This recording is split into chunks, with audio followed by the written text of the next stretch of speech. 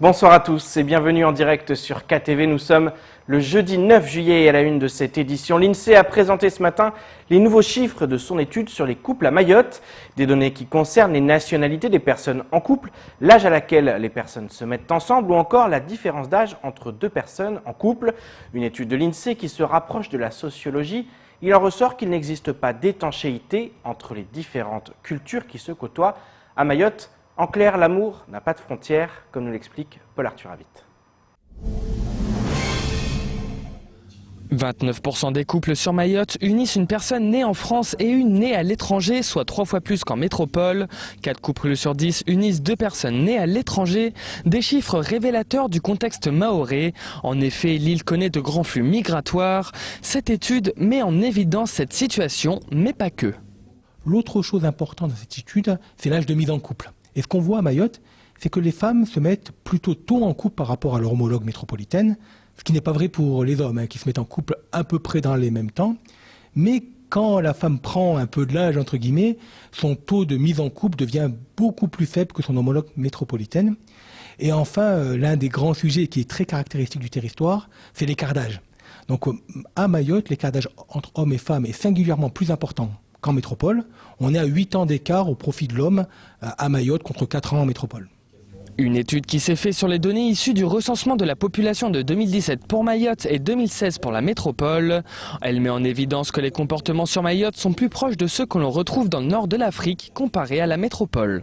C'est presque une étude sociologique en quelque sorte, ou qui est claire la sociologie, que les comportements sont plus proches de ce que l'on constate dans les pays, dans les territoires d'Afrique, que ce soit l'Afrique subsaharienne ou le Maghreb, où assez naturellement, on a la question de l'âge de l'homme plus âgé que la femme qui se pose différemment du modèle occidental.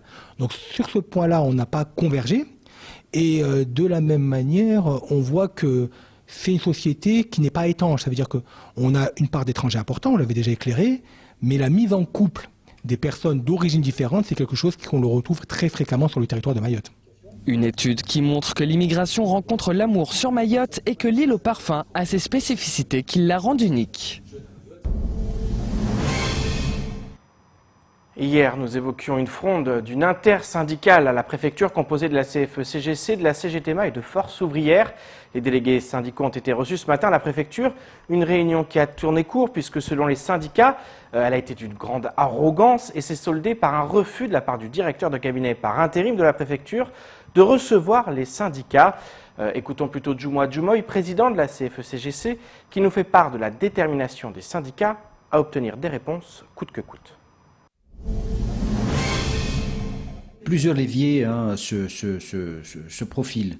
Nous, encore une fois, on ne lâchera pas. On dénoncera ça et quitte à solliciter des missions urgentes, que ce soit celle de l'IGA ou d'autres missions, mais c'est sûr et certain qu'on va réagir à cette situation qui est encore une fois désolante venant d'une administration qui est censée, encore une fois, apporter de l'apaisement sur ce territoire et permettre à ce que la population de Mayotte, les porteurs de projets de ce territoire, puissent tout simplement se trouver dans des conditions meilleures et faire participer au développement de ce territoire.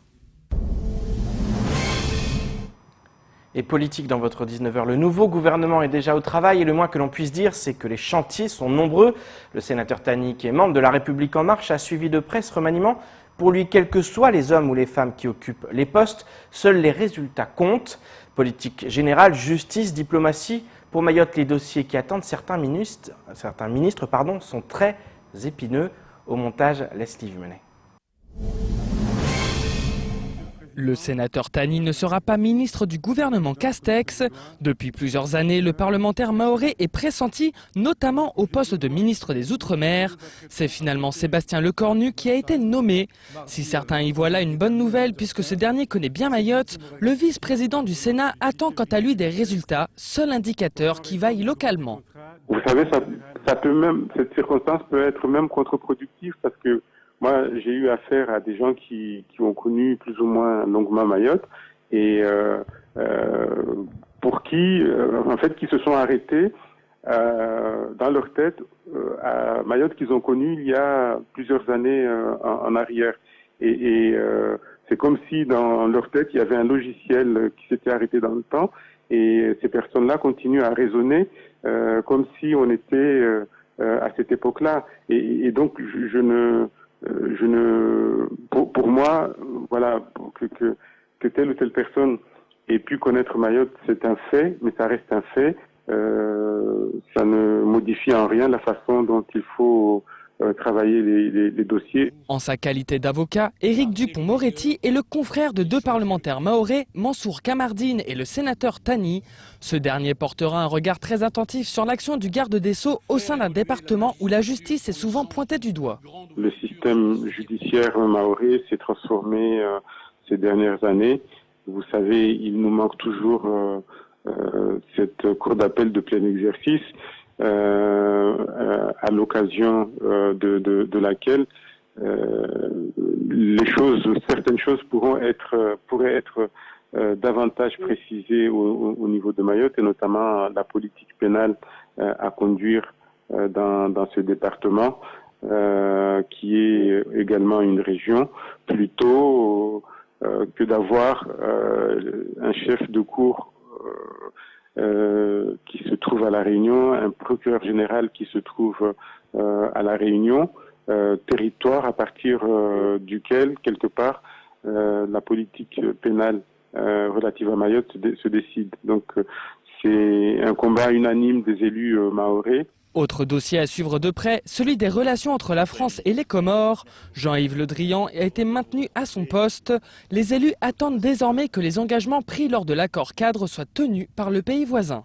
Une réunion avait été programmée en juin pour que ce groupe de suivi dont font partie les élus mahorais ait lieu et puisse examiner une étape.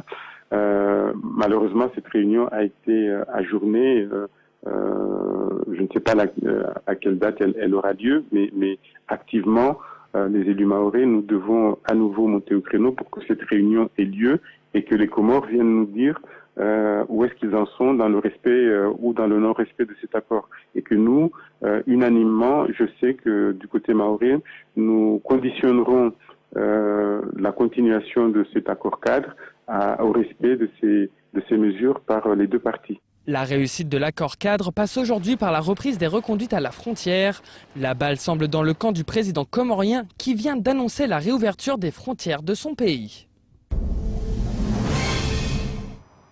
Et place maintenant au reste de l'actualité locale avec notamment le projet vidéo-échange porté par l'association Oulanga Nanyamba ou encore les résultats du premier groupe pour le baccalauréat 2020. Au montage, Leslie Vimenet. L'appel à projet de l'initiative en faveur de la solidarité internationale vient de désigner ses lauréats. Initié par le ministère de l'Europe et des Affaires étrangères en collaboration avec le Fonds de coopération de la jeunesse et de l'éducation populaire, l'initiative visait à soutenir l'échange interculturel et inciter les jeunes à s'engager dans des projets de solidarité internationale. Mayotte a obtenu de bons résultats puisque 9 de ces projets ont été retenus, parmi lesquels celui de Oulanga Nanyamba intitulé Vidéo d'échange. Un projet qui consiste à mettre en avant différentes perceptions d'enfants issus de cultures et de pays différents concernant des sujets comme l'environnement et les tortues marines. L'association a donc suivi un groupe d'enfants du quartier de la Vigie à Petite-Terre et les a fait visionner des tutoriels vidéo sur les tortues marines pour ensuite comparer leurs réactions avec celles des enfants d'un village de Moélie et celles d'enfants venus de la République démocratique du Congo.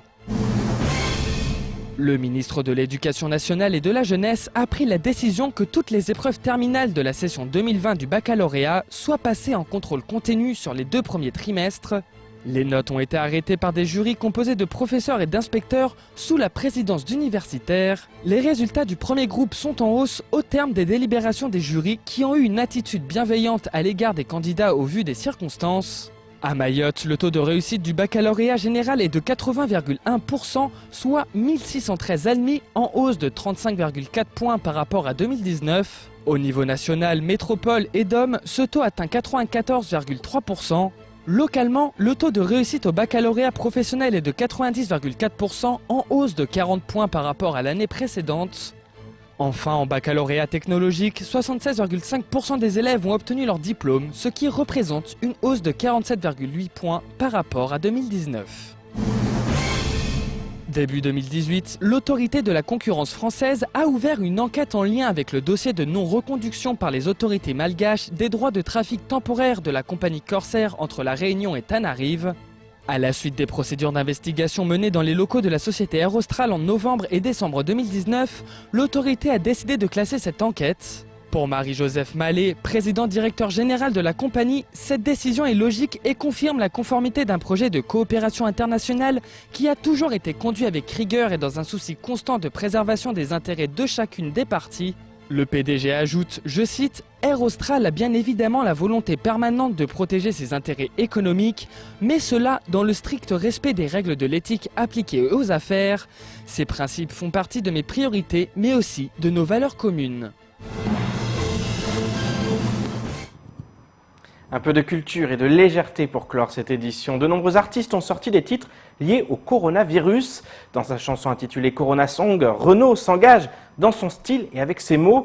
À l'opposé, Pierre Perret a chanté Les Confinis dans un registre plus humoristique. Calogero, Soprano, Jean-Jacques Goldman, Camille Lelouch, tous ont prêté leur voix pour crier leur colère ou rendre hommage aux soignants. Je vous propose de découvrir une compilation des différents morceaux réalisés par nos confrères de TF1. Coronavirus, Fidèle à sa réputation, connard de virus. mise en scène façon Desperado. En jetant au brave docteur Raoult, on chié par les confrères jaloux. Dans son style avec ses mots, Les sommités Renaud qui ont reste engagé. de perdre du blé. La voix est fatiguée, le visage marqué, Enfin, chez nos amis américains, mais les coups portent toujours autant. toute notre maladie, c'est Donald Trump et sa connerie. Pendant qu'il Période propice à l'inspiration, semble-t-il. Dans un registre différent, les cherchait pas pour soigner les malades, tous les docteurs étaient à la télé. Pierre Perret Ils chante, nous ont tant confinés, puis déconfinés, puis reconfinés, qu'on redoutait d'être in fine déconfinés. les confinis. Il y a les provocateurs et ceux qui préfèrent rendre hommage aux soignants comme Calogero T'es encore heureux. Oui, c'est vous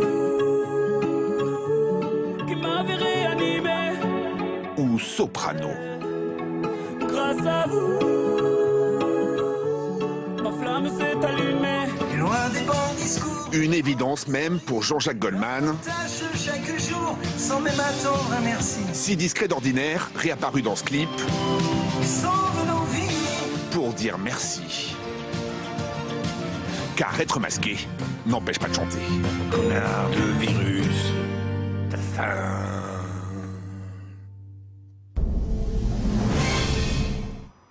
C'est sur ces notes que s'achève cette édition. Merci de nous rester fidèles sur Kwezi. Rendez-vous demain dès 19h pour tout connaître de l'actualité locale. Excellente soirée sur KTV.